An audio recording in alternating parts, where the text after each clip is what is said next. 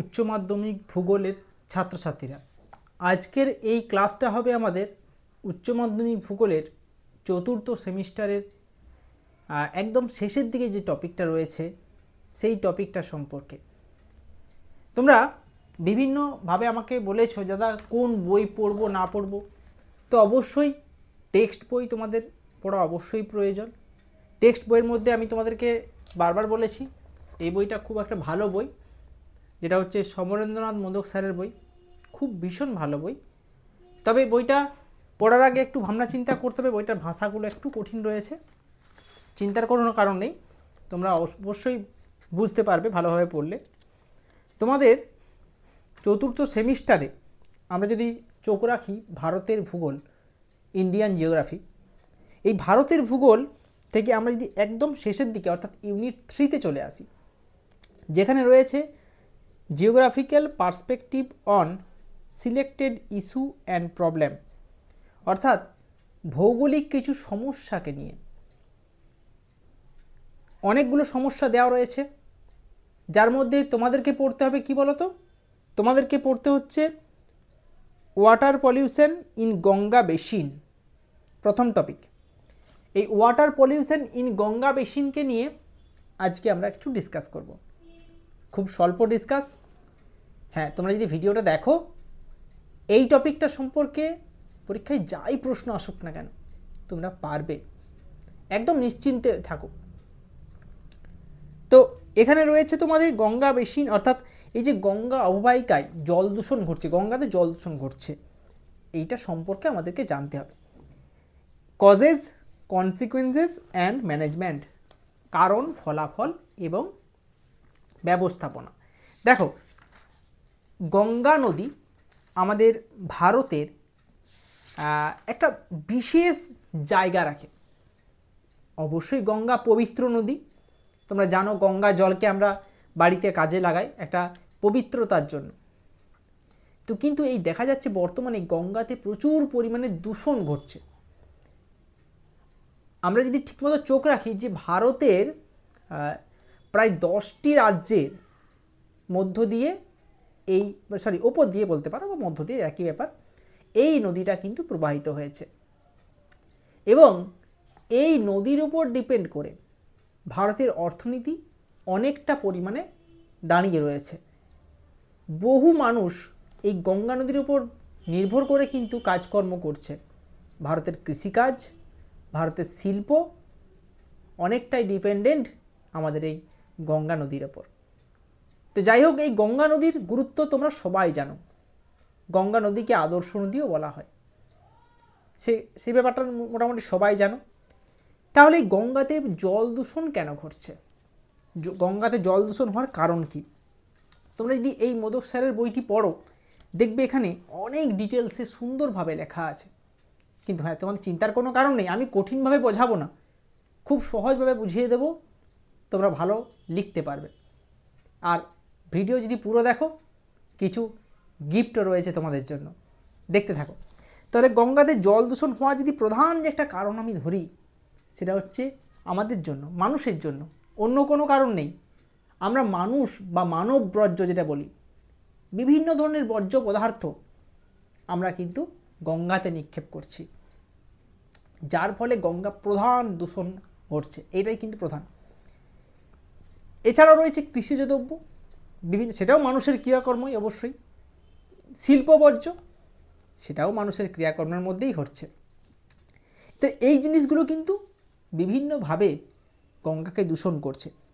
একই সঙ্গে রয়েছে ধর্মীয় প্রথা। ধর্মীয় প্রথার মধ্যে দেখো সবথেকে ইম্পর্ট্যান্ট প্রয়াগরাজে কুম্ভ মেলা, তোমরা সবাই কুম্ভ মেলার নাম শুনেছো নিশ্চয়ই। এই কুম্ভ মেলা বিশ্ববিখ্যাত, কিন্তু তোমরা কি জানো এই কুম্ভ মেলার ফলে প্রচুর ফুল, ফল, তেল, দুধ, ঘি, এগুলো কিন্তু দেবদেবীর বিভিন্ন ধরনের জামা কাপড়, এগুলো কিন্তু জলে নিক্ষেপ করা হয়। কোথায়? গঙ্গার জলে, যার ফলে গঙ্গা কিন্তু ভীষণ পরিমাণে দূষণ হচ্ছে। তাহলে এই জিনিসগুলো তোমাদেরকে একটু গুছিয়ে লিখতে হবে। কৃষিজ দ্রব্য বলো, আলটিমেট আমরা দেখি পরিব্রাজনটা একটা ইম্পর্টেন্ট ফ্যাক্টর। পরিব্রাজন মানে বিভিন্ন মানুষজন এই ভারতে এসে বসবাস করছে গঙ্গা নদীর ধারে, গঙ্গা নদীর তীরে বসবাস করার চেষ্টা করছে, যার ফলে দূষণ বাড়ছে। জলবায়ুর পরিবর্তনকেও আমরা কিন্তু ফেলে দিতে পারি না, জলবায়ুর পরিবর্তনের ফলেও কিন্তু গঙ্গার অনেকটা ক্ষতি হচ্ছে। তো এই জলবায়ুর পরিবর্তনের দায় কিন্তু মানুষেরই। তাই ঘুরে ফিরে দেখা যাচ্ছে যে গঙ্গা নদীর জল দূষণের জন্য সব ঘুরিয়ে ফিরিয়ে আমাদের মানুষরাই সবথেকে বেশি দায়ী। তাহলে এই গঙ্গা নদীর জল দূষণের ফলাফল কি হতে পারে ভাবো একবার। দেখো, মানুষ দূষণ করছে মানে সেই ফলাফল কার উপর আসবে? মানুষের উপরই আসবে। জলজ জীবন, অর্থাৎ প্রথমত আমরা যে দূষণ করছি সেই দূষণের জন্য ক্ষতি হচ্ছে জলজ প্রাণী। যে সমস্ত প্রাণীরা জলে বসবাস করে, গঙ্গা নদীতে বসবাস করে, তারা কিন্তু ক্ষতিগ্রস্ত হচ্ছে, অনেকে মারা যাচ্ছে, অনেক প্রাণী আস্তে আস্তে। বিভিন্ন মাছ ক্ষতি হচ্ছে, মাছের ক্ষতি হচ্ছে। এবং দেখা যাচ্ছে যে এই জল দূষণের ফলে বেশ কিছু কচ্ছপ যারা জলে বসবাস করে তারা আস্তে আস্তে মারা যাচ্ছে। বন্য জীবন অনেক বেশি আহত, মানে প্রবলেম হচ্ছে বন্য জীবনের। মানব জীবনেরও ক্ষতি হচ্ছে, বিভিন্ন ধরনের রোগ ছড়িয়ে যাচ্ছে, টাইফয়েড, কলেরা, হ্যাঁ, পোলিও ভাইরাস সংক্রমণের জন্য হচ্ছে, চর্মরোগ দেখা যাচ্ছে। এগুলো কিন্তু গঙ্গা দূষণের ফল, ঠিক আছে। এছাড়াও এই সমস্ত ব্যাপারগুলো গুছিয়ে তোমাদেরকে লিখতে হবে। এছাড়া রয়েছে ব্যবস্থাপনা। ব্যবস্থাপনা মানে গঙ্গা দূষণকে আমরা কীভাবে ঠিক করতে পারি, নিয়ন্ত্রণ করতে পারি। দেখো, মানুষ চাইলে সমস্ত কিছু করতে পারে, কিন্তু আমরা সচেতন হওয়াটা খুব প্রয়োজন। সে কারণে সরকার তরফ থেকে বিভিন্ন ধরনের পরিকল্পনা গ্রহণ করা হয়েছে। তার মধ্যে একটা হচ্ছে গঙ্গা মহাসভা। মনে রাখবে, গঙ্গা মহাসভা 1905 সালে মদনমোহন মালব্য এই গঙ্গা নদীকে বাঁচানোর জন্য এই সংস্থাটি প্রতিষ্ঠা করেন। সমস্তটি গঙ্গা নদীকে নিয়ন্ত্রণ করার জন্য বিভিন্ন যে সমস্ত নিক্ষেপ করা হচ্ছে, এই সমস্ত ব্যাপারটা। এছাড়াও রয়েছে গ্যাপ, GAP, পুরো নামটা হচ্ছে গঙ্গা অ্যাকশন প্ল্যান। 1985 সালে তৎকালীন প্রধানমন্ত্রী রাজীব গান্ধীর নেতৃত্বে এটা শুরু হয়েছিল, অর্থাৎ এই গ্রহণ করা হয়েছিল গঙ্গা অ্যাকশন প্ল্যান। কিন্তু এটা শুরু হয়েছিল 1886 সালে, এটা মাথায় রাখবে। এই একই ধরনের কাজ। এছাড়াও আরও বিভিন্ন পদক্ষেপ কিন্তু গ্রহণ করা হয়েছে, যেমন নমামি গঙ্গে, খুব ইম্পর্টেন্ট। 2014 সালে কেন্দ্রীয় অর্থমন্ত্রী অরুণ জেটলি, হ্যাঁ, তার প্রস্তাব ছিল এই নমামি গঙ্গে ঘোষণা করা। নমামি গঙ্গেতে বিভিন্ন ধরনের কার্যাবলী গ্রহণ করা হয়েছিল, জীববৈচিত্র্য সংরক্ষণ, অরণ্য সৃজন করা, নদীর পৃষ্ঠের কার্যকরী দূষণকে নিয়ন্ত্রণ করার বিভিন্ন ধরনের পরিকল্পনা গ্রহণ করা হয়েছিল গঙ্গা দূষণের জন্য। বিভিন্ন আইন প্রণয়ন করা হয়েছিল, বিভিন্ন অর্থ বরাদ্দ করা হয়েছিল এই গঙ্গাকে দূষণমুক্ত করার জন্য, ঠিক আছে। তাহলে এই জায়গা থেকে 2 নম্বরের প্রশ্ন খুব বেশি পরিমাণে আসতে পারে। 2 নম্বরের কী কী প্রশ্ন ইম্পর্টেন্ট, চলো একটু খাতা বার করো, একটু নোট ডাউন করে নাও। প্রথম প্রশ্ন আসতে পারে, নমামি গঙ্গে কি, গঙ্গা অ্যাকশন প্ল্যান কি, বা এলো যে গঙ্গা জলের জল দূষণের 2টি কারণ লেখো, ঠিক আছে। এরকম 2 নম্বরের প্রশ্ন দিতে পারে। 3 নম্বরের প্রশ্ন কি আসতে পারে, গঙ্গা নদীতে জল দূষণের কারণ কি, বা গঙ্গাতে জল দূষণের কারণগুলি লেখো। 3 নম্বর, গঙ্গাতে জল দূষণের ফলাফল কি, এবং গঙ্গাতে জল দূষণের কী কী ব্যবস্থাপনা গ্রহণ করা হয়েছে। 3 নম্বর করে, প্রত্যেকটাই প্রশ্নই 3 নম্বর করে।